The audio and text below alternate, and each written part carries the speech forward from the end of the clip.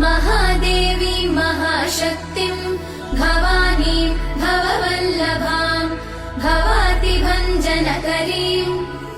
वन्दे त्वां लोकमातरं भक्तप्रियां भक्तिगम्यां भक्तानां कीर्तिवार्धिकां भवप्रियां सतीं देवीं वन्दे त्वां भक्तवत्सलाम् अन्नपूर्णां सदा पूर्णां पार्वतीं पर्वपूजितां महेश्वरीं वृषारूढां वन्दे त्वां परमेश्वरीं कालरात्रिं महारात्रिं मोहरात्रिं जनेश्वरीं शिवकान्तां शम्भुशक्तिं वन्दे त्वां जननीमुमां जगत्कर्त्रीं जगद्धात्रीं जगत्संहारकारिणीं